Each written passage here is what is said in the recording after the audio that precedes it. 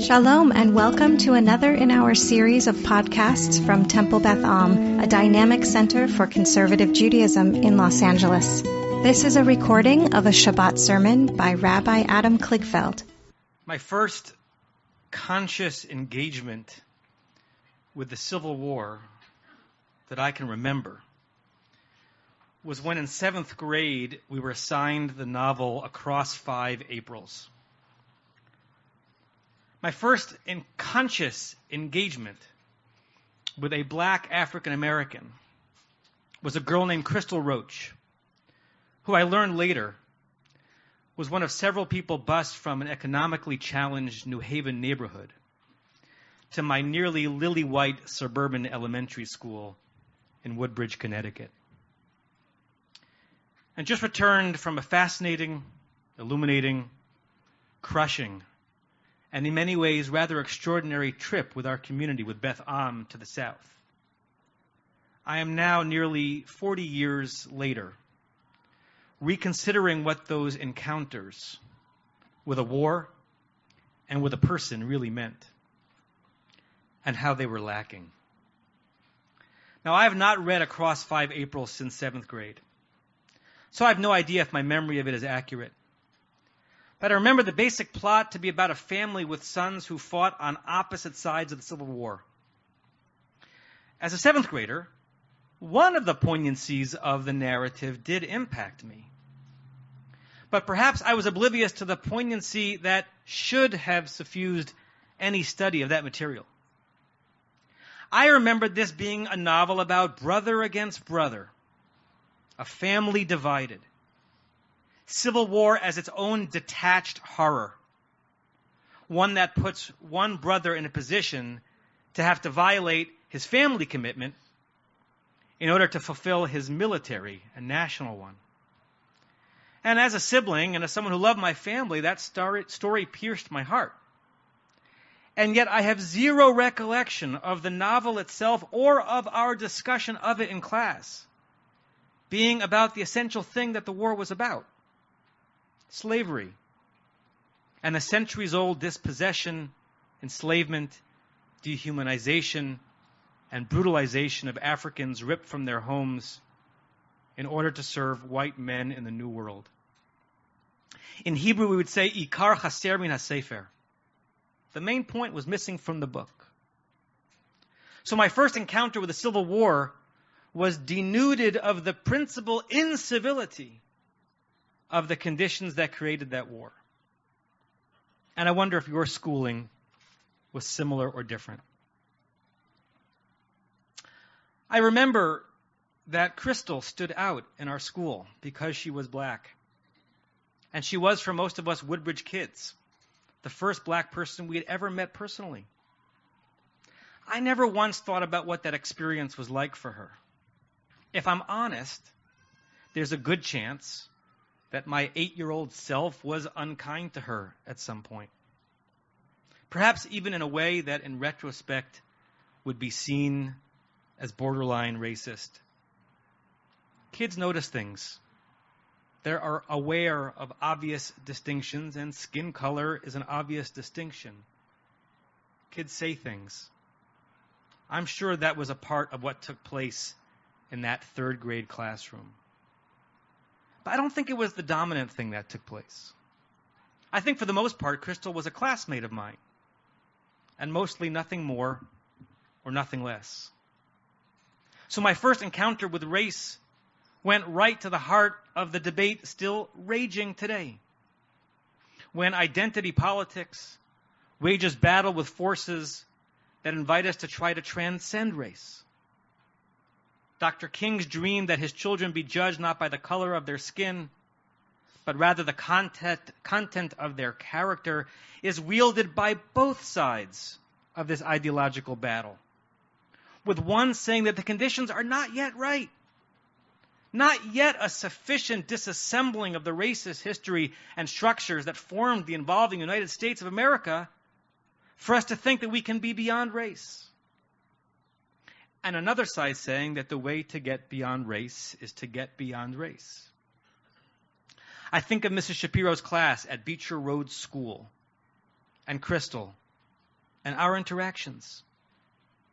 I didn't really know enough to know what her dark skin said inevitably about her family's history, about the very way her ancestors almost certainly arrived to these shores.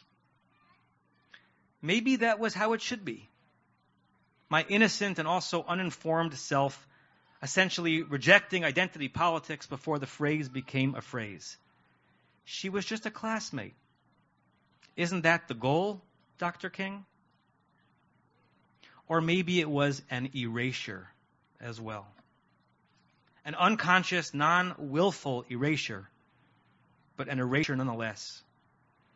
That I looked at her face and her skin, and I didn't see shackles. I didn't see her ancestors on a plantation. I didn't see how parts of my white American comfort, which certainly is due in many ways to the doggedness and vision of my own ancestors who came to these shores under great duress and with great obstacles in front of them, but was also due in some inherited way to the very healthy economy that had as its origins the oppressive labor of perhaps this young girl's great-great-grandparents. Race and American history is complex, which is what made this trip so hard and so important. Now, the trip was lots of things.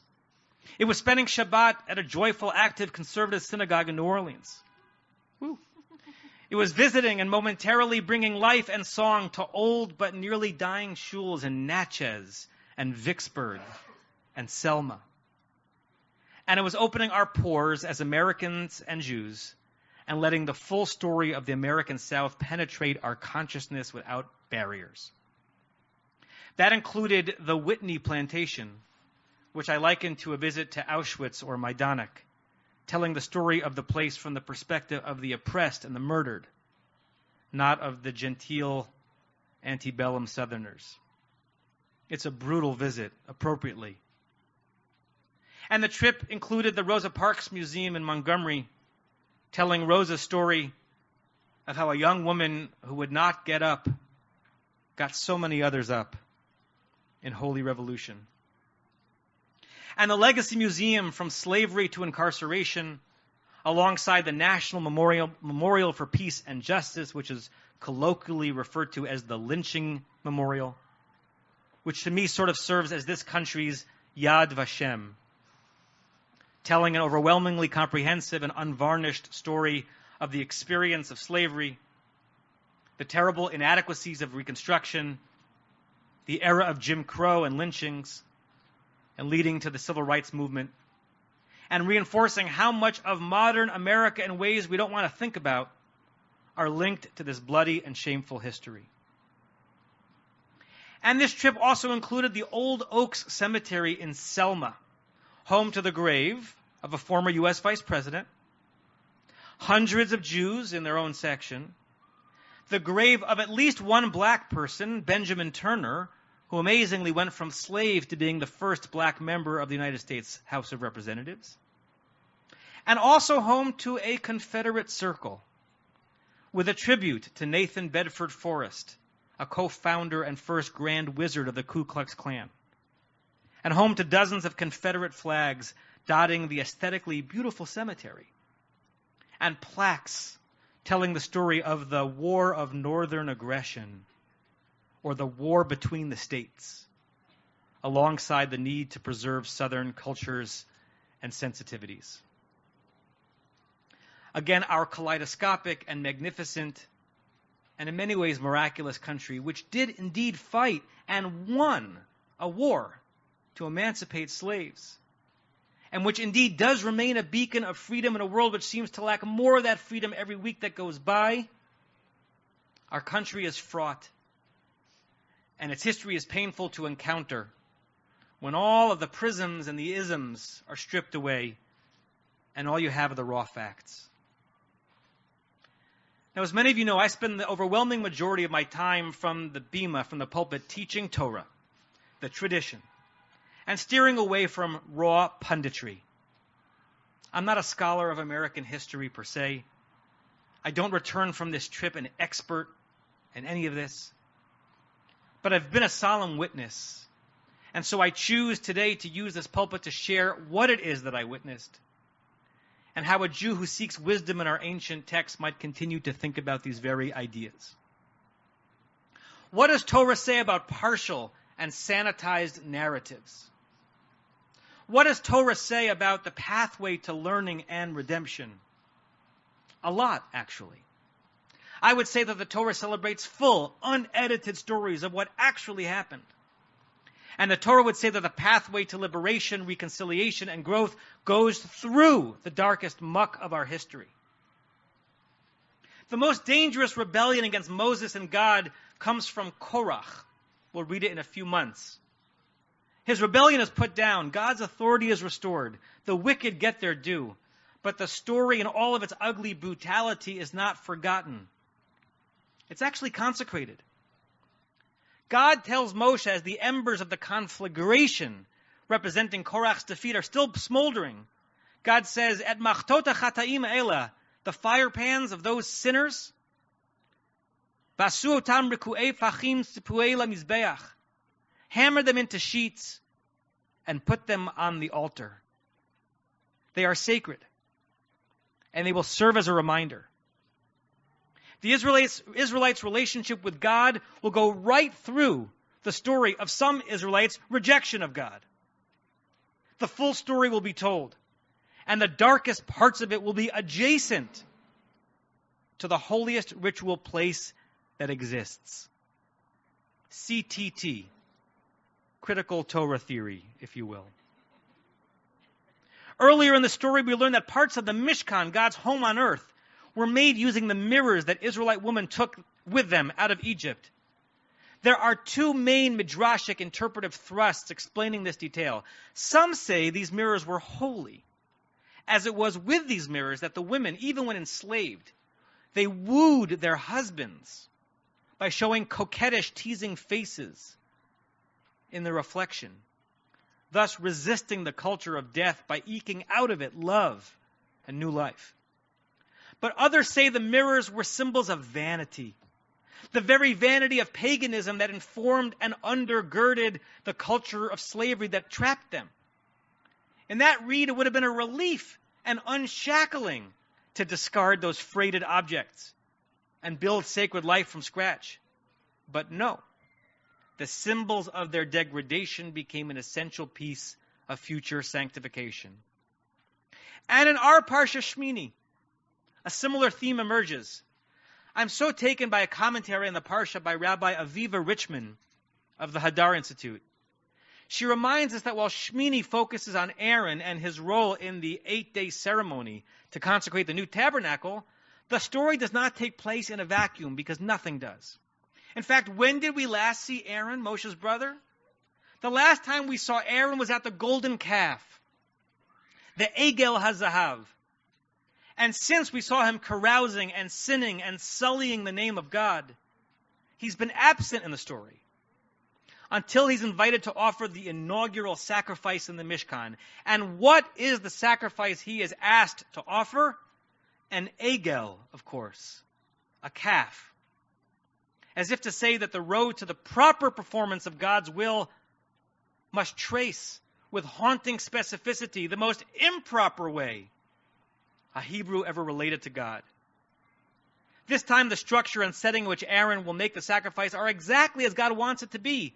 But as he stands in his public role, he's reminded with uncanny overlap of how derelict, how broken, how unforgivable, and how damaging the path has been to this moment, including his direct role in it. I'm challenged and inspired by this interpretation. The interpretation does not endlessly blame Aaron for the golden calf. He is in this scene a respected leader, an elder, the father of every future priest. But it does implicate him in his past and force him to reckon with it without cleaning it up too much. We Americans are going to have to go through yet more darkness in order to find our national light.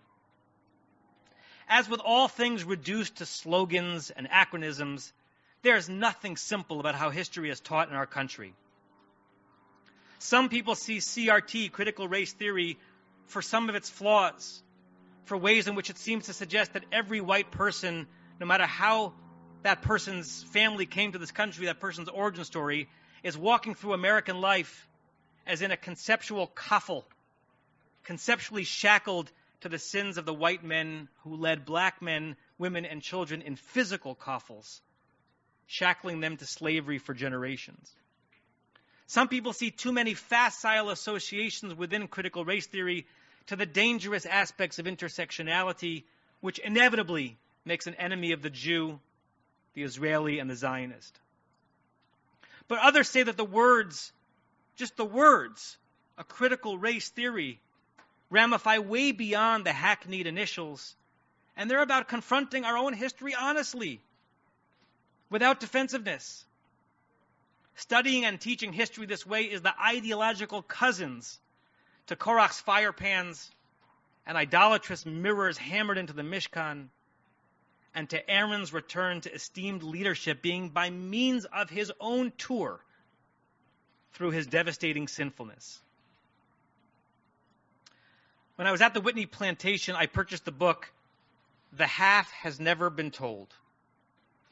It was written by Cornell professor Edward Baptist, and its title, Its Half Has Never Been Told, stems from testimony offered by a former slave, Lorenzo Ivy, as part of a WPA program initiated by FDR to collect the narratives of former slaves before they were all deceased.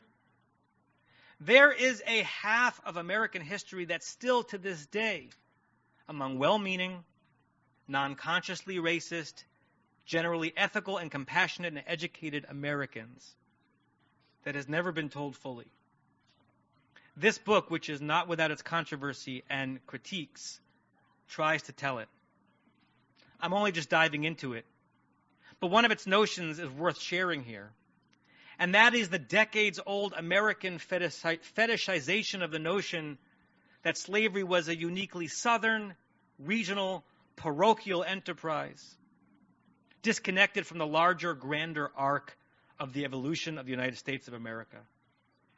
Baptist makes the argument that at the very least, and it's just the very least, no cotton garment, no tobacco product, no tea sweetened with sugar, was removed at any distance from the scourge of chattel slavery, and that association remains true today, even as economies have been transformed and reborn.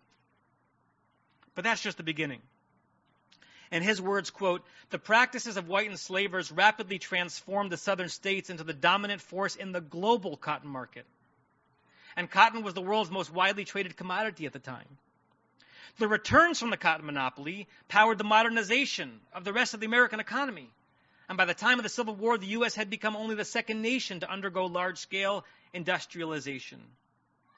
In fact, slavery's expansion shaped every crucial aspect of the economy and politics of the new nation, increasing its power and size. The idea that the commodification and suffering of forced labor of African Americans is what made the United States powerful and rich is not an idea that people are necessarily happy to hear. Yet it is the truth." Close quote.